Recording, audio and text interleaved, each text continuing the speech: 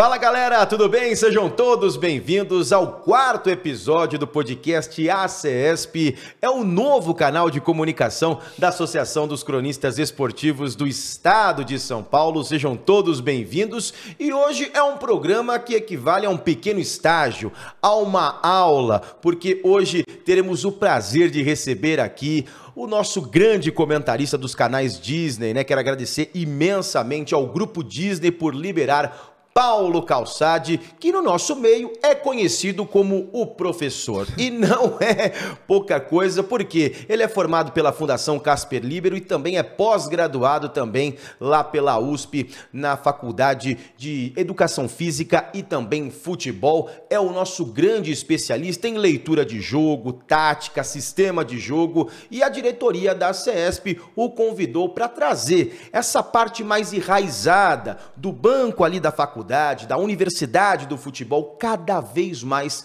dentro da nossa crônica esportiva, dentro dos nossos programas esportivos. Dito isso, grande abraço, é um prazerzaço contar com você, Paulo Calçade, aqui no podcast da ACESP, nesse 4º episódio, para a gente falar um pouquinho mais, né, dessa nova realidade do jornalismo esportivo, né, esse termo que vem aí da universidade, do popular titês, dos técnicos de futebol, enraizado agora na nossa crônica esportiva atualmente. Seja bem-vindo, Paulo. Olá, Sgrilles, olá para todos, né, muito legal estar aqui. Esse negócio de professor pegou, mas eu não curto, não, eu não gosto, só não falo porque é aí que não sai mais, porque eu não sou professor de nada, né? Assim, eu só tentei encontrar um caminho para sobreviver na área, na profissão. Então, também tudo que a gente vai falar aqui não é uma tentativa de impor um olhar, é só o seguinte, o que é bom, o que funcionou para você? Para mim funciona assim, é algo que a gente vai falar das coisas que eu acredito e das coisas que eu não acredito, né? E é um meio de, o Nelsinho Nunes, que é o presidente da CESP, foi meu primeiro chefe, junto com o Zé Carlos Carboni, lá na Gazeta Esportiva, 1983, setembro de 83, foi quando eu comecei na Gazeta Esportiva com o Nelsinho na redação. Então a gente vai bater agora 39 anos de jornalismo esportivo. Então é uma trajetória em que a gente vai construindo, né? Você não começa pronto, você nunca sabe tudo, você sempre tem que aprender, porque senão a sobrevivência na área fica complicada, e foi isso que eu percebi. Como é que eu faço para sobreviver nessa área aqui? Como é que eu faço para ter relevância quando eu ficar mais velho? Como hoje eu estou mais velho já, né? Já estou bem, mais experiente. Estou bem assim, mas você precisa ter relevância. Claro. Como é que eu faço? Se eu quiser, hoje vou fazer 60 anos, tá bom, se eu ficar mais tempo, se eu ficar até 70, como eu posso aos 70 não ser um cara que se fala assim, esse cara aí tá ali, né, tá enganando, tá roubando, tá tudo bem, só jogando com a experiência, não é o conforto para mim, o confortável para mim é aprender, e o futebol que eu comentava 3 anos atrás, ele é totalmente diferente hoje. Completamente diferente. Hoje, daqui 3 anos, vai ser totalmente diferente. E essa é a história. Então, se a gente não estiver preparado para entender isso, a gente vai receber um carimbo, vai ficar datado. Sim. A questão dos termos, nós vamos entrar nela aqui. Eu vou deixar você levantar a bola, que eu estou na rede só para cortar. Sim. Então eu vou de Maurício e você vai de Marcelo Negrão já. Mas antes desse papo, eu quero agradecer imensamente a Sporteca, a Live Sports, por ceder aqui, né, ter abraçado essa ideia desde o primeiro momento, né, do podcast ACESP, trazer todo o seu equipamento, toda a sua estrutura aqui. Agradecer demais a Sporteca e a Live Sports, e também agradecer a figura aí do Nelson Nunes, presidente da Associação dos Cronistas Esportivos do Estado de São Paulo, por ceder aqui essa oportunidade ao lado do professor Calçade e toda a diretoria da CESP. Bom, a gente já começa dizendo que nós estamos na Sporteca, né, do Gustavo, do Tega, do Fabinho, que eu conheço bem. Isso aqui é um centro de inovação no esporte. Então, você imagina num centro de inovação no esporte, eu aqui sentar para defender Né? Eu tô no lugar certo, gente. Se precisar de reforço aqui, é só chamar. Que vem uns 20 aqui. Então isso aqui é um oásis, isso aqui é um paraíso. Com certeza. No mundo do esporte, especialmente do futebol. E com a Live Sports do Palomino também. Sim. Trabalhamos juntos, tô em casa. Tá hoje. em casa. Tô em casa, tá? Isso aqui é meu terreno de jogo. Formalidades à parte, mais uma vez agradecendo ao Grupo Disney por ceder aqui nesse espaço muito legal, o Paulo Calçade, para participar da quarta edição do quarto episódio dessa primeira temporada da ACESP Podcast ACESP, o novo canal de comunicação da Associação dos Cronistas Esportivos do Estado de São Paulo. Vamos pro papo. Bora. Box to box, pressão alta, marcação no campo, esses termos acadêmicos, né, de universidade, de futebol, que cada vez está enraizado na entrevista coletiva dos treinadores, ou até mesmo quando os canais de comunicação têm essa entrevista exclusiva com os treinadores. O que mudou hoje nessa realidade, trazendo para o jornalismo esportivo atual, Calçade? Essa questão, mudou a retórica, mudou o futebol, porque você liga lá na ESPN, por exemplo, você está lá conversando, você já é um teórico, você é um professor, mas você tem outros tipos de comentaristas que vão na parte mais raiz da coisa, mais da parte dinâmica, e aí você ouve o Tite falar que eu gosto do Coutinho do box to box, que eu gosto do Coutinho na zona 14, eu nem sabia que número de zona é essa aí. Fala um pouquinho, Calçade, o que mudou? A retórica mudou, o futebol, o que mudou nesse instante? O que mudou, primeiro assim, eu acho que esses termos, assim, o Tite falou uma vez, aí você trata como se aquilo fosse normal falar. Por exemplo, box to box eu não falo nunca. Eu não falo. Né? O seu significado eu posso falar. Eu tento traduzir isso da melhor maneira possível. Agora, eu não vejo nenhum problema em falar em pressão alta. Né?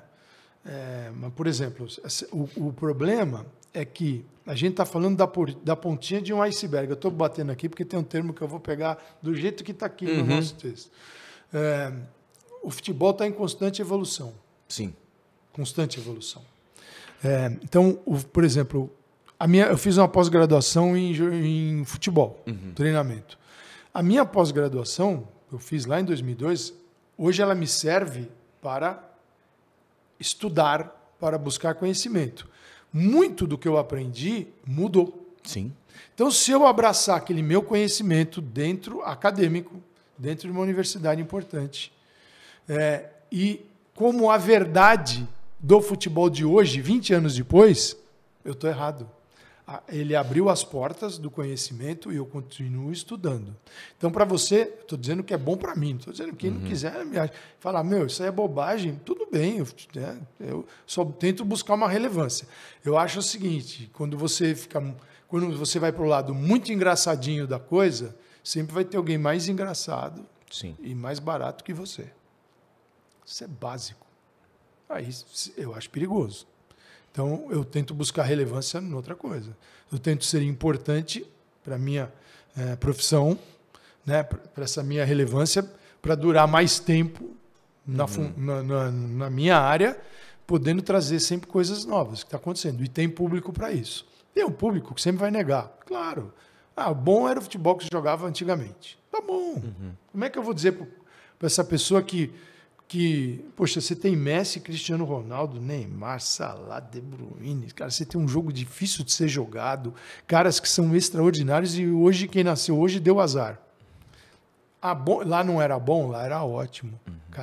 Cada momento do futebol deve ser respeitado. Comparar é uma tremenda roubada. Ao de hoje, tremenda roubada. Tremenda roubada. Então, as comparações não devem ser feitas. Você deve só reconhecer o que cada momento significa. E o futebol, ele é resultado do quê? Da evolução da sociedade onde ele está inserido. Porque começou assim, o futebol é o resultado do quê? Da Revolução Industrial na Inglaterra. Revolução Industrial que não só formou primeiras equipes, sejam nas escolas, nos operários, mas também exportou isso para o mundo todo. E o futebol chega no Brasil assim. Hoje, o mundo vive uma sociedade da tecnologia, do conhecimento, é natural que o futebol sobreviva nesse ambiente. É uma forma mais simples de entender. Então, eu não vou ficar brigando com as épocas. Essa época, eu tento entender a época de hoje. O que é a época de hoje? Eu tenho aqui um 4G, puxa, eu tô louco para ter um 5G. Por quê? Porque é mais velocidade. Sim. E a velocidade você encontra. Você fica doente quando não entra, né? E no jogo, o jogo é igual. O jogo é igual, é velocidade também. Então, a vida que você vive fora dos estádios e dos gramados, ela é exatamente lá dentro, da velocidade. Hoje, da gamificação do futebol, vamos dizer assim, de todo esse ambiente. Então, eu entendo isso. Posso gostar, não gostar, mas eu entendo. E eu não quero ficar parado no tempo, porque senão eu vou ficar um monstrinho ali no passado e não vou entender as transformações. Por exemplo, quando a gente está falando da pontinha de um iceberg. O iceberg é imenso. A pontinha é a discussão dos termos, que ela é absolutamente, para mim, desnecessária, mas tudo bem. Eu vou dar um aqui, esse é um grande problema. Porque quando se fala, poxa, Paulo, marcação alta ou pressão na saída de bola, é a mesma coisa. Nada a ver. Opa, quem tentou traduzir, porque eu já vi treinadores importantes que pararam no tempo, que hoje não tem mais onde trabalhar, que mandavam essas traduções, olha, isso aqui é isso aqui, isso aqui é isso aqui, isso aqui é isso aqui. Cara, é tudo errado. Ou tentando desmerecer porque quem sabe. É tudo errado, porque ele está tentando desmerecer o conhecimento. Então, é a pontinha do iceberg e a discussão. Por exemplo, você pode subir a marcação e ela pode ter pressão ou não. Ou não. Eu subo a marcação sem pressão. Eu subo a marcação com pressão. Então, subir a marcação não é pressão alta. Sim. Morreu, acabou a conversa. Mas que tem uma tremenda diferença. O problema de um time pode ser a falta de pressão, mas ele pode ser um time que encaixa muito bem na marcação sem pressionar e o adversário não joga. Eu preciso saber disso para comentar o jogo. E onde essas coisas me ajudam? Me ajuda a comentar jogo bom e me ajuda a comentar jogo ruim. Porque a nossa vida é feita de jogo ruim pra cacete também. É cheio. É mais jogos de um nível baixo do que jogos grandes. Esses ninguém lembra que você fez. Exatamente. Só lembra assim, oi, Grills, hein? Que clássico legal ali que você tava, hein? Como esse cara viu, que vida boa ele tem. O dia que você está fazendo um jogo ruim, ou péssimo, chato, que às vezes a experiência te mostra. No começo eu achava, putz, o problema sou eu não estou enxergando. Depois de um tempo você percebe, não, o problema está no jogo. O jogo tem limites. E se você entender os limites e o que acontece, te ajuda a explicar o jogo. Então, essas ferramentas todas me ajudaram a ter segurança e a explicar o jogo. E, cara, eu não consigo imaginar assim, amanhã eu tenho que entrevistar um Mourinho ou Guardiola. Eu tenho que me preparar pra caramba. Com certeza. Né? E se ele perceber que eu sou um cara, que eu tenho uma visão simplória do jogo, cara, ele vai me atender com uma vontade. Né? Ele vai me atender com uma tremenda... Falar, putz, imagina o nível desse debate. Agora, como levar isso para o jogo? Sim. Aí você tem que levar... Por exemplo, toda vez que eu falo de amplitude, eu acho um termo ótimo. Amplitude, você abre o time. Eu falo alargar o campo. Eu falo as duas coisas para a pessoa entender. Olha, alargar é importante, porque é um conceito do jogo que é largura e profundidade. Isso é conceito de jogo que você trabalha no dia a dia. Sim. Então eu preciso entender qual é o trabalho do treinador no dia a dia para aquilo que ele está tentando fazer no campo.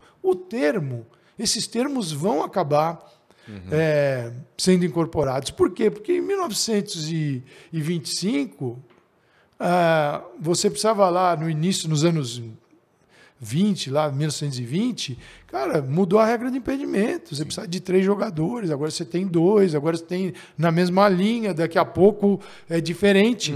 O futebol que era jogado, por exemplo, com sobrepasso do goleiro, podendo atrasar a bola para o goleiro 50 vezes, o goleiro pegava. Aí devolvia no zagueiro, o goleiro pegava. Aí devolvia no zagueiro, o goleiro pegava.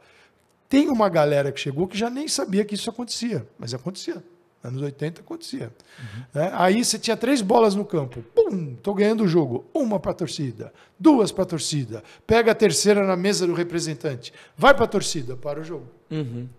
E aí o jogo fica parado até voltar a bola, alguém catar uma bola. Hoje você tem bolas espalhadas em todos os lados do campo.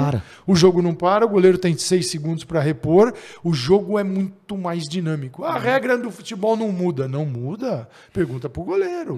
E isso ressignificou a atuação dos goleiros. O goleiro, ele vivia o momento que a bola chegava. Hoje o goleiro também joga sem bola à beça, porque ele tem posicionamentos para cumprir. O goleiro pode ser é preciso entender isso. Ele pode ser um jogador que vai dar superioridade numérica.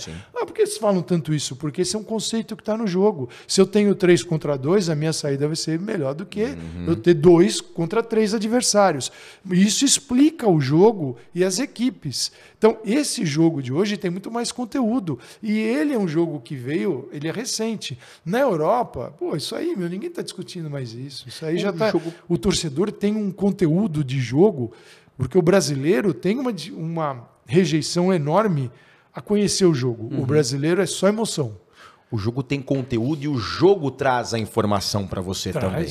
E se você não estiver preparado para isso, porque hoje é um jogo tático, e eu vejo essa Copa como uma Copa tática, porque cada vez mais o valor individual ele é esquecido. Então você vai nessa velocidade do jogo, você vai na velocidade também da tática. Você vê hoje na crônica esportiva os jornalistas, os comentaristas tendo essa vontade de aprender, de se qualificar como você se qualificou, ou você vê que ainda tem um pouquinho ainda de restrição? Eu não vou fazer esse curso aqui que eu não preciso, que eu sei. Você vê ainda um pouquinho de preconceito e a importância de se qualificar com esse jogo com muita informação, com muita tática? Olha, tem uma geração aí extraordinária que já está trabalhando, que está indo nesse sentido de qualificação. E a forma de traduzir, esse é o problema, ele é importante, mas ele é o problema mais fácil de ajustar. Eu nunca falei externo desequilibrante, mas também não vou falar ponta ciscador. Eu não gosto de falar, o cara foi lá e fez uma fumaça. Eu não consigo saber o que é isso. A fumaça quer dizer que deu certo ou que deu errado? Assim, o jogador que joga é um ponta, ele é um mano a mano bom. Não é? Quando você fala de um conceito tático, né? Eu tenho o Mbappé, que é um demônio. É o Neymar, vai. Se tiver 3 marcadores para eles, vai ser mais difícil. Taticamente, como eu posso trabalhar para a bola chegar para o Mbappé no meu time, ou o Neymar no mano a mano, sozinho, com um único marcador? Qual é a chance deles driblarem o marcador e passar? Eu crio conceitos no jogo, a forma de trabalhar, que isso o Guardiola sempre fez muito bem, vários treinadores fazem isso. Você vai moldando o jogo, trabalhando, atraindo o teu adversário para aquilo que você deseja, por isso que é importante ter a posse para esse tipo de jogo, até você conseguir levar a bola para aquela superioridade que ela é qualitativa. Eu tenho o meu melhor jogador no mano a mano contra o adversário. Isso é conceito de jogo. Se eu entendo isso, eu explico melhor para quem está assistindo. É uma forma de ver o jogo, de conteúdo. Né? Então, eu vejo essa geração, ela existe, ela é muito boa, existe aqueles que negam, então tudo bem, vão ter, acho que muitos serão descartados. Para esses, a roda vai girar de outro jeito. Né? Quando você tem conteúdo, é um pouco diferente, é do jeito que eu vejo nos exemplos nossos do dia a dia. E eu acho que você pode traduzir, gente. Você pode traduzir da melhor maneira possível. Entender mais do jogo não faz nenhum mal. Quando eu comecei lá, em 1983, a Gazeta Esportiva, que eu ia lá para o jogo, fazia o jogo. Cara, o que era meu comentário? Era a descrição dos lances. Eu não entendia nada do jogo. Com 21 anos, 22 anos, não entendia nada do jogo. Eu olhava no Jornal da Tarde, dia seguinte, Sérgio Baclanos lá, deitava e rolava. O Sérgio era mais velho que a gente, tinha visto muito mais futebol e tinha um conteúdo para eu enxergar também, de observar o jogo. Porque o jogo... Seguinte, o jogo que eu assisto na minha casa, tomando uma cervejinha, é completamente diferente do jogo que eu assisto ali, olhando cada passe, o que está acontecendo, onde está o time, naquela hora onde estava o zagueiro, se a zaga está certa, se está errada. Você está se divertindo. É outro conteúdo. É outra coisa. Né? Então, esse olhar, cara, de que você que está vendo um jogo, você sai às vezes arrebentado de um jogo. As pessoas acham que não, porque o jogo ou é um prazer ou é uma chateação. No nosso caso, é um trabalho. Eu não posso ir para o ar para comentar um jogo que eu assisti só curtindo o prazer daquele jogo. O meu olhar tem que ser diferente. Se eu for um comentarista que só digo aquilo que quem está em casa está vendo, eu tenho algum problema, porque você tem que vir com o seu comentário crítico e analítico. Eu não acrescento nada. Uhum. Eu preciso acrescentar algo, né? E mostrar. Porque eu hoje tenho um grande aliado. Né? Aliado é que é a imagem. Uhum. Então hoje eu trabalho com a imagem. Se eu consigo, num jogo, dizer o que está acontecendo e falar, olha, agora, perceba isso, tal, é ponto para mim.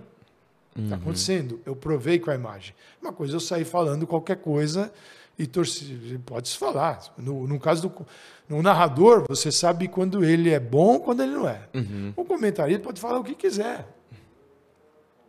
Quem é que vai julgar isso? Né?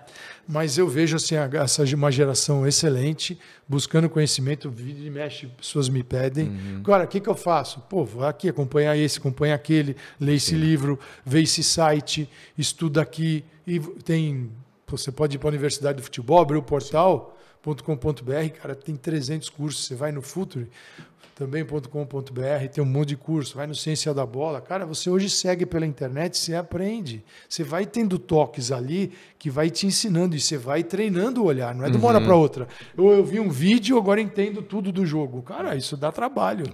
Mas essa geração tá aí. E os termos ajusta. Ninguém precisa, nunca vi ninguém, só vi o Tite falando de externo desequilibrante. Box to box, não precisa falar. Fala, mas o jogador joga de área a área, cara, demais. Olha, ele consegue jogar nas duas, ele ocupa todo o meio de campo, ele joga com maestria, tanto defendendo quanto dando um último passe lá no interior da área. Então, é o box to box, mas um jeito super fácil de ir. E agora, na Crônica Esportiva, a presença efetiva de ex-jogadores, né? E às vezes eu vejo assim, eu analiso e gosto de ouvir alguns, porque tem a análise, traz a experiência do gramado. Fantástico. E também traz o que vai acontecer. Porque a minha leitura de comentarista é sendo repórter. Se o comentarista fala o óbvio, como você falou, então não serve. Qualquer um chega lá e comenta. Comentarista, para mim, é aquele que vai antecipar, principalmente de rádio, que o meu berço é o rádio. Claro. É o que vai acontecer. E da televisão também, isso é muito importante. O comentarista tem que trazer o que vai acontecer, o que ele tem que fazer. E às vezes eu vejo que o cara, ou o acadêmico, ou o cara do campo, às vezes fala muito óbvio. E por isso que eu gosto. Eu gosto de você porque você destrincha o jogo e você já logo traz o panorama do que o técnico tem que fazer. Entendeu? O jogo é dinâmico. Pode ser que aconteça, ou não aconteça. Mas você traz o que o técnico tem que fazer e muitas vezes isso acontece com você ou com outros comentaristas. A presença do jogador de futebol na transmissão, ela é mais benéfica ou é mais um outro conceito para adicionar uma nova figura dentro da transmissão esportiva? Não, eu acho que super benéfica. Assim, poxa, imagina eu falar aqui que o jogador de futebol atrapalha transmissão. Você fala assim, esse cara é totalmente louco, né? Porque imagina a experiência, a vivência de todas aquelas situações. Eu não tive, o cara tem. O cara sabe como é que aquilo rola dentro do vestiário, como é dentro de campo, o que um fala, como um tenta desestabilizar, qual é a hora de tomar uma atitude diferente, né? Então, o jogador, cara, ele tem uma experiência fantástica na vida. Assim. É uma loucura falar, esse cara não acrescenta, imagina.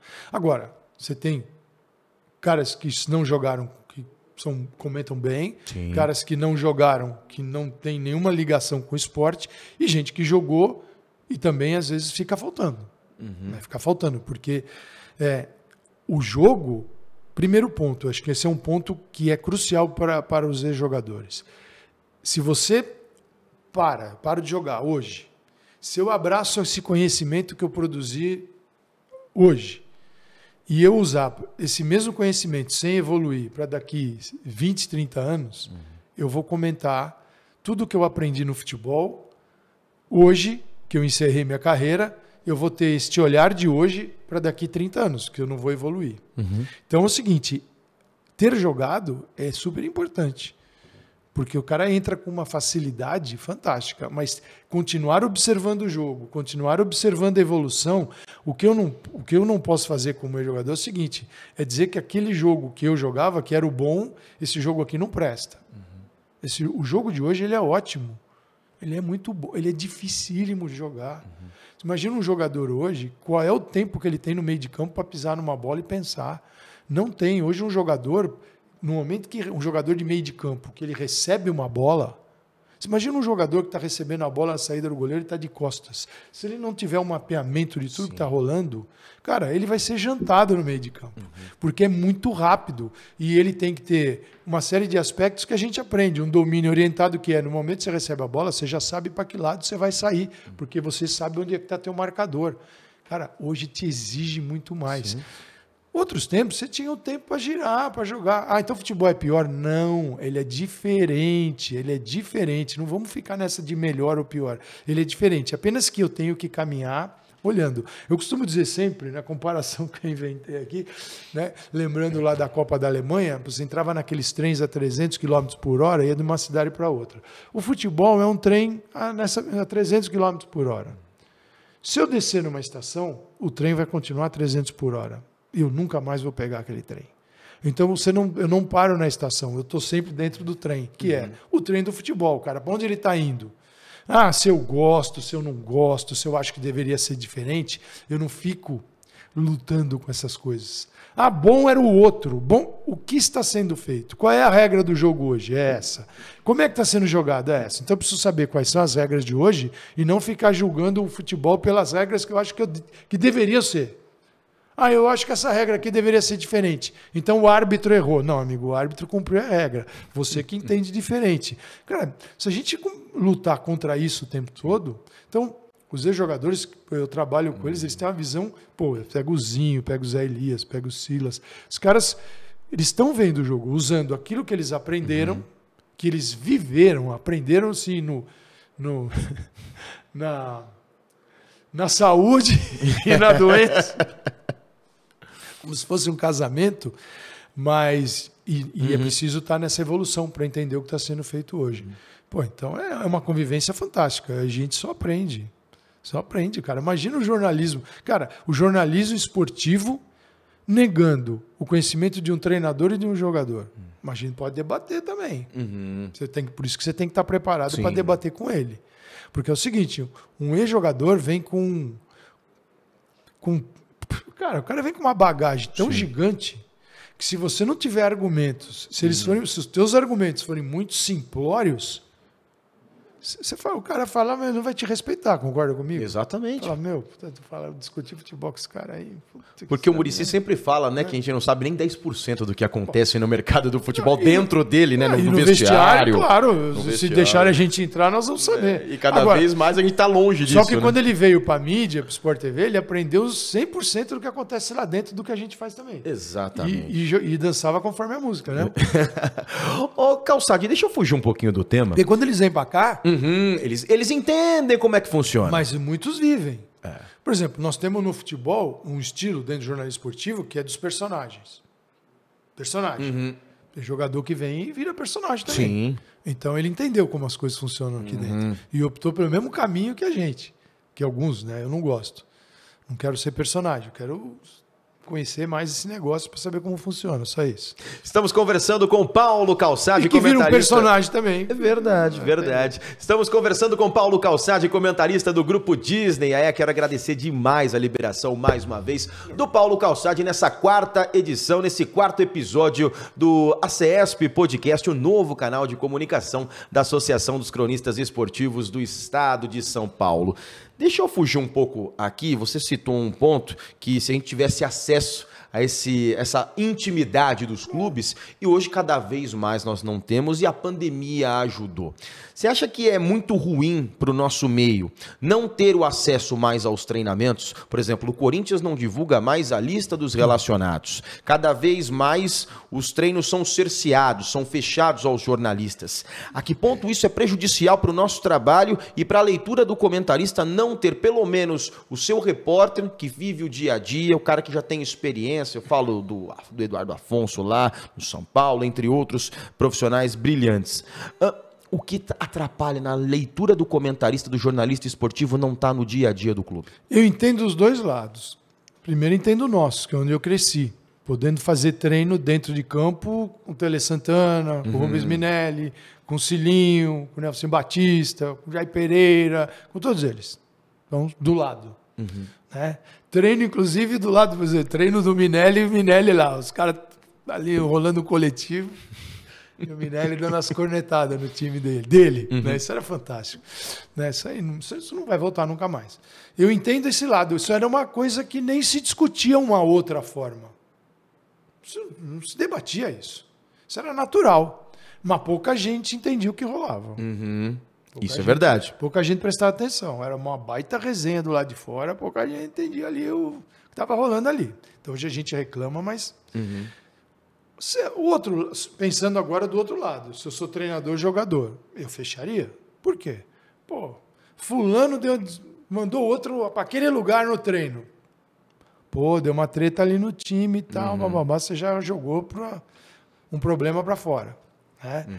A forma de treinar. Claro, e os treinamentos hoje, com a evolução do treinamento, dos conceitos táticos, que são super importantes.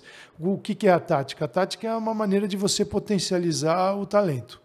O que serve a tática? Para melhorar o talento. Eu pego o talento, não abro mão dele, mas tento deixar o talento mais confortável possível dentro da tática. É isso para que ela serve. Se a tática atrapalhar o talento, ela está errada. Esse é o básico. Aí o treinador está errado. A tática é isso. Como que eu potencializo o talento? Como disse o Guardiola outro dia. Perguntaram exatamente isso para ele. Ele falou, se eu consigo criar situações para o meu time finalizar dentro da área 20 vezes, isso é ruim? Não, né? Não é ruim, é ótimo. E quando eu encontro uma linha de 5 lá no 5, professor, o que eu faço? Dribla. Não é a missão do treinador, não pode falar isso. O treinador, não, como a gente ouvia de treinadores mais antigos, falando assim, eu organizo meu time. Quando ele falava organizar, defensivamente. Do meio para frente eu dou liberdade. É o seguinte, do meio para frente eu não treino. Fica para o jogador. Aí você encontra ali um time que te estudou, te marca e não te deixa jogar, acabou o teu jogo. Não, eu preciso, como treinador, criar alternativas para as dificuldades. Com a bola também. Então, cara, eu vejo assim, essa situação até sair um pouquinho, mas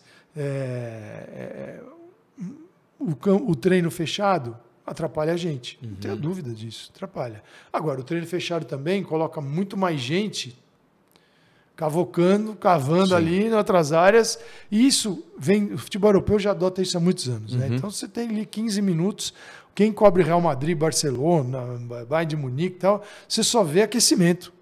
15 minutos. Já vi treinos deles, de Barcelona, 15 minutos. Real Madrid, 15 minutos. Bayern de Munique, 15 minutos. Milan, 15 minutos. É assim, atrapalha? Do nosso lado, claro que atrapalha. Que seria uma riqueza, né? Mas também você vai entregar uma série de aspectos técnicos que, como treinador, você não deseja treinar, que tem aquilo esmiuçado. Porque é o seguinte, se eu estou vendo um treino todo, bola parada, não filma a bola parada, mas eu posso anotar todas as bolas paradas do jeito que eu quiser. Sim. Posso anotar, posso descrever, posso... Você tem subsídio para falar depois. Você pode não mostrar, mas você pode falar. Claro. Sim. Eu entendo os dois lados. Do nosso lado jornalístico, atrapalha a barbaridade. Do ponto de vista deles, esta visão integral do que acontece no campo, no treino, também atrapalha a vida deles. Porque você não tem privacidade, está tudo exposto. Eu entendo os dois lados. É claro que eu curtia muito. Imagina ter na vida a oportunidade de ter visto treino com o Tele, do lado, Cilinho, acabava o treino, ele parava ali, fazia uma rodinha, batia um papo de meia hora com você. Essa riqueza. Sim. Que a gente só lembrando hoje, a gente fala, nossa, mãe, se eu conseguisse naquele tempo enxergar o futebol do jeito que eu enxergo hoje, seria muito mais legal. Mas assim que as coisas funcionam. E o que ajuda também na leitura hoje do comentarista e até para o comentarista estudar um pouco mais, essa visão europeia. A gente fala do Abel Ferreira, do Jorge Jesus, da chegada do Vitor Pereira. Tudo isso é muito novo pra gente? Ou os caras que vinham de lá de trás, do Minelli, do Tele, do próprio Luxemburgo. O Luxemburgo fala muito, esse negócio aí que estão fazendo aí, eu já fazia na minha época. Isso é muito verdade ou é muito despeito ainda do pessoal que não está acostumado? E o que isso enriquece para o jornalista se preparar ainda mais para essa leitura de jogo tática?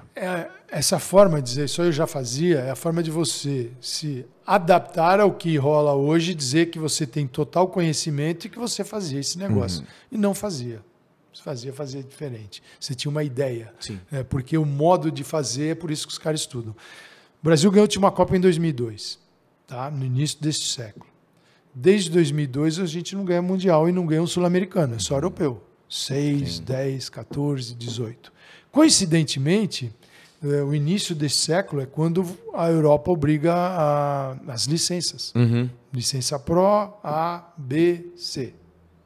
Para os treinadores. Então, assim, o conteúdo... A licença, acho que eu fico imaginando, as pessoas que são contra, elas acham que os caras fazem bate-papo, que eles tomam café durante essas licenças. Cara, é um estudo profundo de futebol e da forma como treinar. Como eu treino, como eu resolvo este problema, como eu tenho uma linha de 5 aqui do adversário, eu estou sendo marcado, não consigo jogar, onde eu jogo, por qual setor e como eu operacionalizo isso no dia a dia. É uma coisa enorme. Tem uma frase legal do professor, do Vitor Frade, essa, que é o cara da periodização tática da Universidade do Porto, que surgiu dentro da universidade. E hoje é utilizada por treinadores no mundo todo. O que é a universidade? Né? Eu tenho um problema no campo, eu levo para a academia analisa e devolve para o campo. Se deu certo, encontrei uma solução. Se não deu certo, continuamos trabalhando. É muito simples. É muito legal. E o Vitor Frade fala o seguinte: eu não sinto falta daquilo que eu desconheço. Isso serve para a vida da pessoa. Isso aí eu desconheço, não sinto falta, mas também atacar o que eu desconheço, que é o que acontece, é o tema do nosso encontro aqui é justamente esse. Atacar aquilo que se desconhece. Aí é um festival de bobagens. Então, não faziam. É diferente. É muito diferente. Por isso não conseguem trabalhar hoje. O problema desses treinadores não é que não dão oportunidades. As oportunidades dadas, oferecidas, cara, não aconteceu nada. Porque quando você pega entrevista no treinador português, cara, eu adoro. É um absurdo de conteúdo, de jogo. Sim. Tem treinador que se negava a falar de jogo. Você não conseguiu ouvir o Renato Gaúcho falando de futebol. Só falava, meu time, que hora que tiver completo. Porque... Gente, isso aí é o torcedor. É aqueles torcedores que acompanham, fazem suas mídias sociais. Treinador tem que ter uma outra postura. E não pode ser o treinador que pega a bandeirinha do clube e fica agitando. Ele tem que... Conteúdo. Então, é diferente, Sgrilles. É totalmente diferente. E, coincidentemente, os caras, quando atingiram esse nível de conhecimento, a gente não ganhou mais nada. E principalmente em clubes também, né? Porque o clube, aí você, né, você vê outra realidade. Embora a gente tenha aqui no Brasil, sempre digo isso, nós temos o maior potencial fora da Premier League no planeta. O maior potencial. Como esse maior potencial? Maior potencial. Temos times de grande torcida, são vários, que, assim, reanimados, com boca a boca, com choque elétrico, que as SAFs vieram para isso. Você pode criar um campeonato, você vai triplicar a receita. Você pode criar um dos maiores campeonatos, a segunda liga no mundo, você pode fazer aqui. Ah, mas e Barcelona-Madrid? Legal, mas de Barcelona-Madrid tem um abismo. Aqui não precisa ser um abismo, embora a gente esteja deixando Palmeiras e Flamengo desgrudar. Por quê? Porque eles trabalharam direitinho. Mas a gente tem um potencial, Sgrilles, de fazer um campeonato brilhante aqui. Desde que a gente tenha a melhor organização do mundo para o pior campeonato, que é o seguinte, né? Quem joga Libertadores e Copa... quem joga Libertadores e Brasileirão joga 2 torneios continentais ao mesmo tempo. Porque as viagens... Sim. São gigantes. São gigantes. Né? Não posso pegar um trem e ir para Fortaleza. Não, tem que pegar um avião, tem que me sujeitar a horários, tal. Escalas. Então nós temos que ter a melhor logística do universo para fazer aqui. E a gente tem a pior. Então isso explica muito da falta de qualidade do jogo e de treinadores que há séculos aqui no Brasil, há décadas, quarta, domingo.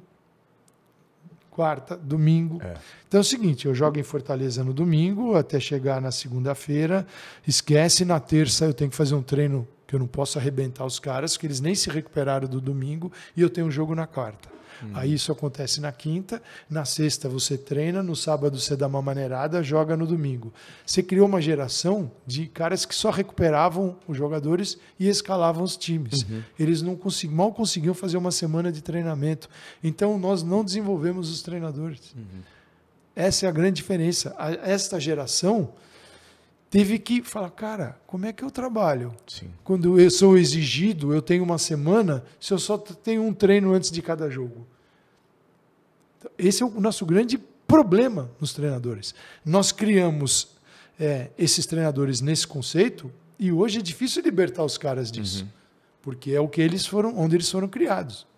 Deixa eu voltar um pouquinho num ponto que você falou. Quando o treinador vem para a mídia, tem uma leitura diferente. Opa. Mas você viveu a contramão. Você viveu a experiência de treinar um time de futebol. Queria que você falasse um pouco, que muita gente não sabe o que aconteceu. Cara, Conta essa história pra gente. Primeiro a gente fez um programa para a televisão. Isso é um ponto. Né? Na ESPN. Na ESPN, um programa. Então lá, antes a Gabriela Moreira, hoje está na Globo, a Gabriela foi passar uma semana treinando, ela joga futebol no Juventus, treinando com as meninas do Juventus. Relatou essa experiência. Depois, os caras assim, vamos fazer mais? Vamos. O Hoffman foi pro batalhão da polícia que policia estádio. O Bertozzi foi ser goleiro. Né? E eu, assim, eu fui o segundo a fazer. Você topa fazer treinador? Eu falei, topo. O Marcelo Gomes, né? E aí falaram com o Oscar, da 4ª divisão, do Brasilis. Oscar Bernardi, que foi zagueiro, seleção brasileira, Ponte Preta e São Paulo. Os caras topou, né, meu? Faltava uma semana para iniciar a 4ª divisão. A 4ª divisão. E aí, cara, encontrei um santo lá, né? Que é o Juarez Sobreiro, que está lá até hoje, né? Treinando o Brasilis, que era o treinador. Mas se chegar para o treinador e falar assim, vai chegar um cara, vai pegar seu lugar, faltando uma semana para o treinamento, para a estreia. O Juarez topou, ele falou, olha, se eu sentir que falta alguma coisa, eu complemento, tá bom. E ele ficava assistindo. E eu planejava meus treinos lá e tal, né, com base nas coisas que eu tinha aprendido, aí que eu ia pesquisar, evidentemente. Mas né? isso o quê? Uma semana, 15 dias? Eu cheguei lá numa segunda-feira, na terça eu peguei o time. Terça, quarta, quinta, sexta e sábado. Eu fiz esses dias todos. Domingo o jogo. Né? Que loucura. E aí, a gente treinava, obviamente, num período só, eu tinha que tomar cuidado. Primeiro, lidar com a intensidade para não arrebentar o time. Eu sabia disso. Segundo, é um time que está chegando o jogador ainda. Então, não era uma equipe montada, dificuldade, 4ª divisão. Sim. Mas tinha gente, cara importante. Tinham 2 garotos lá, gêmeos, que tinham estreado no Palmeiras com Gareca. Moleques rápidos, bons, que por a carreira, às vezes te dá uns cambaus. Então, mas ali era uma possibilidade de... Porque o time dos caras, assim, você recebe o jogador, bom jogador, tal, e é negócio. E é legítimo isso. Sim. Tanto que o Juarez está lá, é o mesmo treinador. Os caras não estão assim, o time foi mal, o time foi bem. Não é assim, quero ser campeão da 4ª divisão, subir. Tem um objetivo. Cara, então é o seguinte, a parte tática tinha todo um cuidado e eu mantive o time em atividade. Então, até sábado, com posse de bola, num jogo curto que o futebol exige, contra-ataque, saída para contra-atacar. Quer dizer, eu fui colocando elementos no jogo que eram importantes para o jogo, sem descaracterizar aquilo que havia sido feito pelo Juarez. Imagina chegar lá, gente, seguinte, hein? Vocês estavam aí no 4-4-2, né? Muda tudo. Uma semana, agora é 3-5-2. Eu nem conhecia os jogadores. Como é que você vai implementar algo tático se você não conhece os caras? Por esse ponto de vista, eu fiz exatamente o que muitos treinadores do Brasil fazem, né? Chegar, não conhece ninguém e ter um jogo domingo para fazer. Quando não é na quarta-feira, tem só 2 dias. Então eu fiz isso, cara. Fui fazendo. O Juarez, até uma hora, um deles falou, esse treino aí eu vou fazer, vou aplicar. Falei, consegui contribuir alguma coisa. E aí no domingo sentei no banco com ele lá e ele mandou ver. Vida de interino. Claro, foi sensacional. Foi uma experiência super legal. Você está mexendo com sonhos, você está mexendo com o futuro, você está mexendo com a vida de famílias. As famílias vão lá, é duro também, em alguns momentos, dar a notícia dos meninos não ficam, ou o menino fica. Você está mexendo com uma coisa delicadíssima, não é assim? Sonho, né? É um sonho, né? E ele pode se realizar ou não. Então, isso a gente havia muito cuidado. E aí, cara, o jogo, a gente ganhou o jogo e tô com 100% de aproveitamento. Calçade, mas é uma baita experiência, né, cara? Porque a gente começa a ver na pele a dificuldade do treinador. E muitas vezes a realidade do treinador de futebol, tirando Série A, Série B, essa realidade é completamente diferente do que a gente está acostumado. Se a gente já reclama agora do técnico interino na Série A, imagina na Série A3, imagina o mundo da elite. Quarta divisão. Pô, cara, uma coisa é elite, né? Série A é elite. Série B, chama ainda... Quem está na Série B, um treinador que está na Série B, ainda tem um emprego num dos 40 times das principais divisões brasileiras, 20 e 20, e o cara está ali. Mas agora, Série C, Série D, algumas séries que você está ali com a dificuldade, você pode pegar na Série D e fazer pontos corridos, né? Sim. Com o orçamento que tem. Você tem que ter é preciso ter uma habilidade de regionalizar isso, de dar calendário para eles, um calendário extenso que não termine em 3 meses, porque isso também é uma vida louca, né? Quem é que 3 meses faz alguma coisa de relevância? Então, assim, não é simples o futebol. Por isso que quanto mais conhecimento você tem, vai te ajudar no trabalho. Você não vai te atrapalhar. Zé Mourinho. Mourinho jogou... Qual é a experiência de futebol do Mourinho? Mourinho é produto da academia. Sim. Né? E aí? Eu vou mandar pau no Mourinho? Sabe nada? Parreira ganhou uma Copa do Mundo? Foi assim. Parreira jogou? Não jogou. Né? Não jogou. Então, mas os conhecimentos dele ele adquiriu que foram suficientes para ganhar um Mundial. Não foi o melhor Mundial, o melhor jogo, mas o Brasil estava numa draga desgraçada de 70 até 94, 24 anos. Ali era preciso ganhar aquele título e também não tinha muito para onde correr. Você fala assim, nossa, o Brasil deixou o Pelé no banco e... Não, foi uma dificuldade aquela seleção. Então a gente precisa entender os momentos do futebol e aquilo que a gente está tentando vencer e conquistar. E a 94 foi importante, mas esses treinadores estão aí, cara. Essa é a realidade do futebol brasileiro. Estão aí. E no mundo de treinadores que hoje você consegue formar treinadores sem que os caras tenham jogado. E se eles jogaram, melhor ainda. Melhor ainda, fantástico. O que ele não pode é ir para o curso para tentar confirmar as ideias que ele tem. O curso só serve para confirmar. Tá vendo como eu estava certo? Tá vendo como eu estava certo? Você tem que ir com o coração aberto. Eu sempre fui para os cursos que eu fiz, coração aberto. Seguinte, o que eu acho que eu sei, deixa lá. Eu quero aprender. O que esse cara tem que essa... Né? E homens e mulheres me dando curso. Eu tive curso também. Tive com Regina Brandão, professora Kátia Rubio, né? Assim, mulheres muito importantes que estão no meio do esporte, educação física, no futebol. Você tem, por exemplo, hoje comandando futebol feminino na CBF, Ana Lorena March. Ana Lorena é uma especialista em futebol da melhor qualidade. Então, as mulheres estão aí, né, bem preparadas, os homens também. O que precisa é o futebol absorver.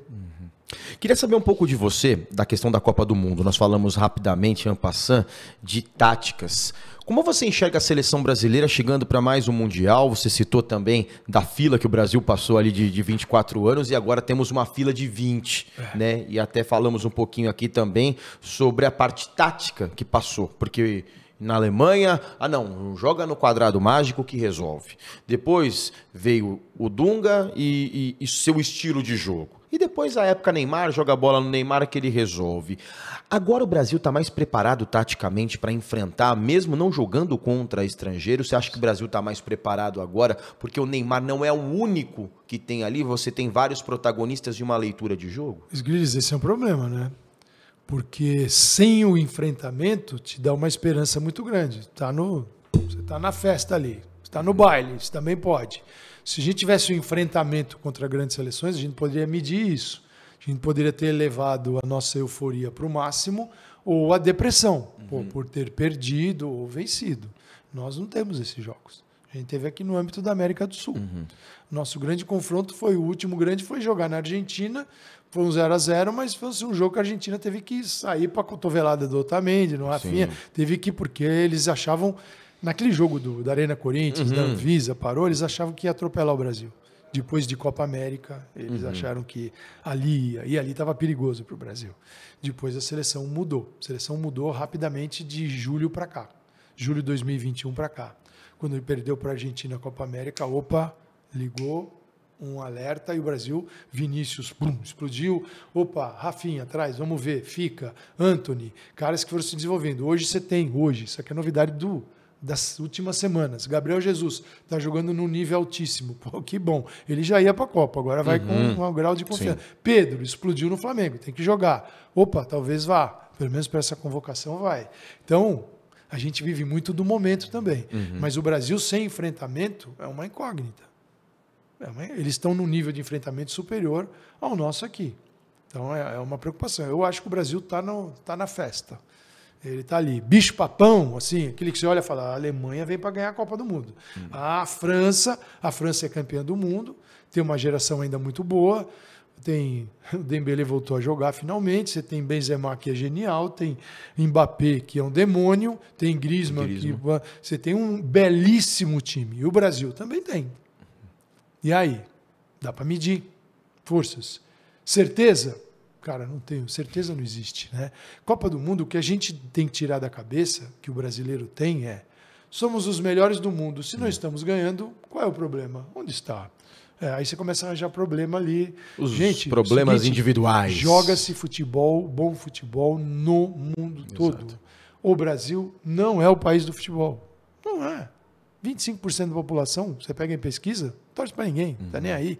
Pô, se eu tenho 1/4 que não está nem aí, então não posso ser o país do futebol. Se fosse o país do futebol, eu trataria bem o futebol.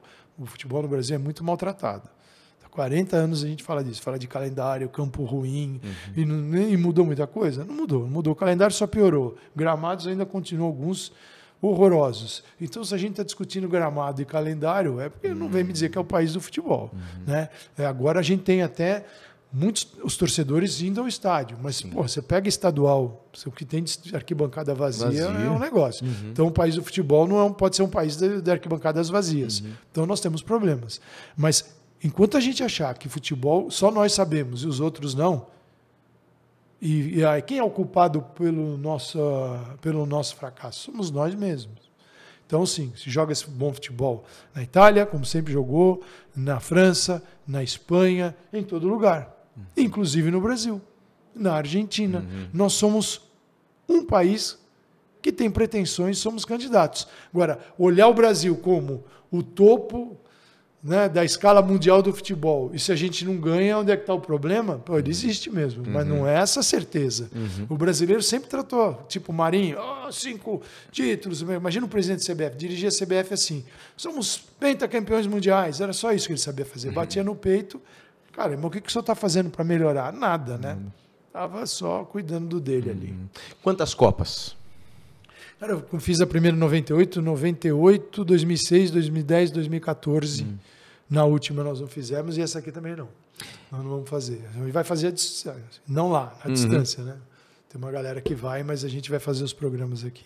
Ora pelo rádio, ora pela televisão. Tem uma história gostosa pra contar pra gente, que Copa do Mundo a gente não vive, né? Copa do Mundo é um jogo atrás do outro, a gente não consegue degustar, às vezes, a Copa do Mundo dentro da crônica esportiva. A gente não consegue degustar pela correria que é. É loucura, né? É uma loucura. Mas tem uma história que você possa contar pra gente aí, de uma edição de Copa do Mundo que você viveu em loco, que você pode contar pra gente no podcast? Diz assim, cada Copa teve assim, um caráter, um sentido diferente, uma lembrança. França, primeira, tá bom, 98, não tinha internet ainda, né, do jeito que a gente conhece hoje. Era incipiente, isso muda o mundo. Então, centro de imprensa, pô, você lembra, pô, ele era divertido. Quem estava na nossa equipe? Tostão. Pô, a gente batia a bola no corredor, que é um corredor aqui, esse aqui que está do nosso lado, entre um estúdio e outro, a gente punha ali e batia a bola, meu. Imagina, a gente bater bola com o Tostão no centro de imprensa, a gente fazia isso. Sensacional. Pô, e de repente vem o Chico Buarque, que faz um linha de passe com a gente e tal. Pô, essas experiências, cara, assim, para a primeira, tava legal demais, né? Então, a primeira, assim, a Copa do Ronaldo, né? Sim. Então, uma Copa num país fantástico, né, como a França. Então, foi super legal. 2006, Copa da Alemanha, uma delícia para fazer. trens ligando todas as cidades do país de altíssima velocidade. A gente tinha na credencial um selinho que você podia entrar em qualquer trem na primeira classe qualquer hora. Pô, pega tuas coisas, vai para Dortmund. Tá, você entrava, ia lá, olhava, trem para Dortmund. Entrava, estava em Dortmund. Ia embora. Tomava uma cervejinha no trem, uma Weissbier ainda, chegava lá feliz da vida, né? E trabalhava. Então, como mobilidade, foi uma Copa extraordinária. E eu fiz, jogos fantásticos, né? Fiz assim, cada jogo lindo, né? Maravilhoso. Depois da Alemanha, 6-10, 10 África do Sul. Pô, o país totalmente diferente, né? Totalmente diferente. Apartheid, o que significava o futebol para a África do Sul, né? Você começa a ir para outra rota, né? Tem significado para a França, para a Alemanha e que ganharam as Copas, onde foram disputadas, a Alemanha não ganhou em casa, mas e ali? A África do Sul. Pô, ali não era futebol, esporte nacional, o rugby, mas o Mandela trouxe para tentar unificar ainda o país, o que era muito difícil. Então você vivia aquela realidade, né? E a Copa Brasileira foi uma loucura. Cara, então assim, cada uma tem histórias diferentes, de convivência com os colegas, né? Com os narradores, Na Copa de 98 ainda fiz reportagem, fiz comentário e, nossa, foi uma loucura 98, foi muito legal. Cada uma tem uma experiência. Mas a Copa da tua vida foi em 98? Cara, eu não guardo muito assim, né? Assim, a Copa, cada uma não tem a maior. Essa aqui é mais legal. A da Alemanha tem um carinho gigantesco, né? Pelos jogos que eu fiz, pelas viagens, por tudo. Mas eu não tenho eu não guardo muito assim o mais importante. O caso, sabe, falo, pô, que legal, vai vir um monte de coisa ainda, essas experiências vão somando, né? Eu vejo dessa forma. A gente vai se encaminhando para o final da entrevista. Eu tenho 2 perguntas para você. Como é que você enxerga a crônica esportiva hoje?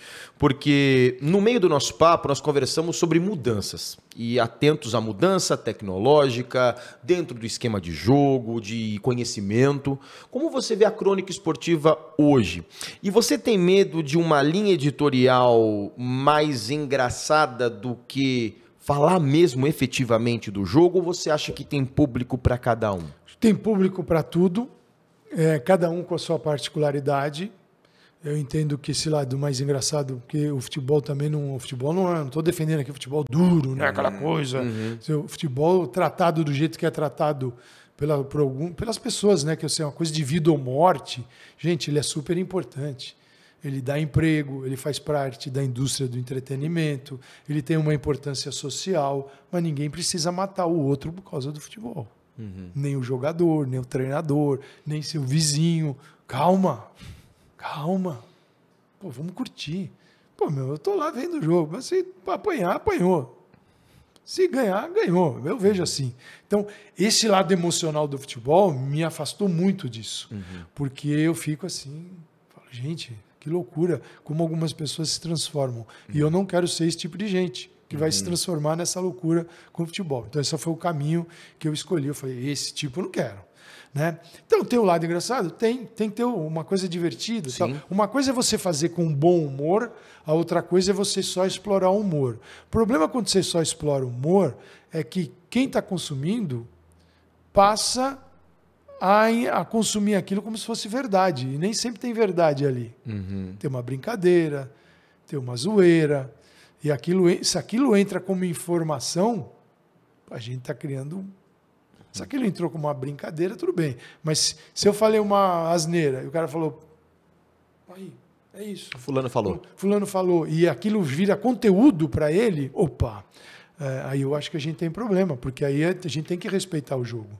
Respeitar o jogo, respeitar o jogador, e não tratar o jogador como um... Os jogadores são tratados, às vezes, como um... Cara, assim, é muito rude isso, né? De ameaçar, é um jogo. É um jogo. E ele tem o caos, está presente, ele é caótico. Né? Você não controla. Por isso que a gente fala da parte das outras questões táticas, técnicas. Quanto mais você sabe sobre elas, você vai ter saídas para tentar aplicar na hora do caos. Que fala, não tá... como é que surgiu essa jogada? Tal? É do ambiente do jogo. Então... Eu acho que tem lado para tudo. temo, às vezes, assim, a banalização. Eu respeito muito o futebol.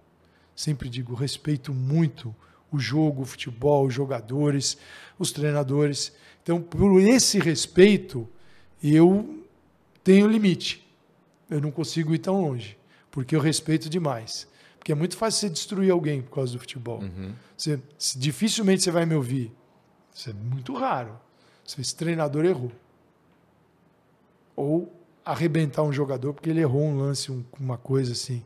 Eu não faço porque, cara, todo mundo está sujeito ao erro. Sim. Todos, nós também. E eu acho que não é justo fazer isso com o ser humano. Então, por isso que eu prefiro usar um conteúdo técnico. Porque é muito fácil você cair na chacota. E eu acho que ninguém merece isso. Não gostaria que fizesse comigo, então não vou fazer com eles. Então é por isso que eu vou por essa outra linha. Vai para a linha técnica e tática. Por um extremo respeito ao jogo e ao jogador. Porque, para encerrar, o que muda do passado para hoje na crônica esportiva? A gente tinha um jogo jogado basicamente em função do talento individual.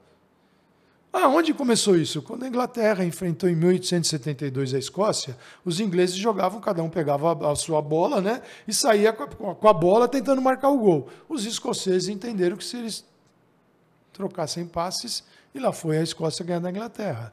Aí esse jogo mudou, 1872. Cara, este jogo coletivo é o jogo que faz a diferença. Esse jogo individual, a gente acreditou nele. Ele fez resultado, mas não quer dizer que não tenha conteúdo tático. Você dizer que a seleção brasileira de 70 ganhou a Copa do Mundo só no talento, é uma tremenda mentira. É um time que treinou 3 meses, o time que mais treinou no mundo, se adaptou à altitude, tinha um conceito científico na preparação da seleção de 70 para a época que era top, e os caras jogavam muita bola. Tudo isso fortaleceu o individual. Então, o individual, a gente analisava o jogo só pelo individual. A gente falava muito do jogador, muito da jogada e quase nada do jogo. Hoje nós temos que falar muito do jogo. Essa é a diferença. Lembrando do jogador e da jogada. Mas o jogo é o foco central da coisa. Então essa é a grande mudança. Quem não conseguiu se adaptar vive numa enorme contradição. E para terminar o nosso papo, nós falamos que é o Paulo Calçade, o professor, mas ele é muito professor, porque o cara é formado em jornalismo, formado no futebol, pós-graduado em futebol aí pela Universidade de São Paulo, passou por diversas publicações, jornais, enveredou pelo rádio e agora está na TV. Qual é a dica que você dá para o adolescente, para o homem, para a mulher, para esse rapaz, para essa moça que está acompanhando o nosso podcast agora? Você vê o que mudou? A gente não dava dica para as moças antigamente, para as mulheres, né? Só dica para aquele cara aqui, mas nunca falamos dela. E que é sensacional. E eu falo sempre, né, Calçade? A gente tem que estar o cara, o homem ou a mulher preparado. Cara, não tem que olhar para o gênero, não tem existe. Que olhar para a pessoa preparada. O futebol brasileiro, esse machismo, né? Essa burrice, né? Primeiro que as mulheres são 52% da população. Exatamente. Então, quando eu excluo as mulheres do futebol, eu falo só para 48%. Né? Dentro desses 48% já tem uma boa quantidade que não liga para futebol. Cara, você está limitando, que burrice o futebol. O futebol tem que trazer todo mundo para dentro. Verdade. Claro, e elas manjam demais. Demais. Né? E isso é um tempo de evolução também. Como a gente passou, elas vão passar também. Então a dica, cara, eu posso falar a dica que eu falo daquilo que fez bem para mim, né? Então você fala daquilo que você acredita. O que eu acredito o conteúdo só vai te ajudar. Sempre. Principalmente a te tirar de roubadas. Sim. Quando as coisas estão muito difíceis, você não consegue entender, ele vai te ajudar. É muito fácil falar, jogou mal, jogou bem, cara, isso aí já era, já passou esse tempo aí. Então, cara, busca conteúdo e ele está à disposição. Sim. Cara, quando eu comecei a buscar conhecimento em 1994, não é que era esse festival aqui. Não tinha nada, cara. Eu fui ali caçando onde tem, e fui. Cara, hoje tá para quem quiser. Sim. Quem quiser, ao alcance do celular. Se não quiser, pode fazer aqui. Você pode fazer um curso com o seu celular. À distância. E aprender. Então, vá para o lado do conteúdo. E vá com bom humor também. Bom humor faz sempre muito sucesso. Faz bem para a saúde. Agora, evolua, porque o futebol não vai te expelir. Se você não tiver conteúdo, uma hora o pé alcança a sua bunda. Falei para você que era uma aula, quase um mini estágio de um dia aí, de 1 hora. Quero agradecer imensamente ao Paulo Calçade por acompanhar aí e trazer aí todo o seu conhecimento nesse podcast, nessa 4ª edição, nesse 4º episódio do podcast ACESP, que é o novo canal de comunicação da Associação dos Cronistas Esportivos do Estado de São Paulo. Paulo, muito obrigado. Eu que agradeço ao Nelsinho o convite, né? Meu parceiro de muitos anos, o Nelsinho, desde 83, cara, né? Então conheço ele há um pouquinho tempo, né? Não vou falar o apelido dele aqui.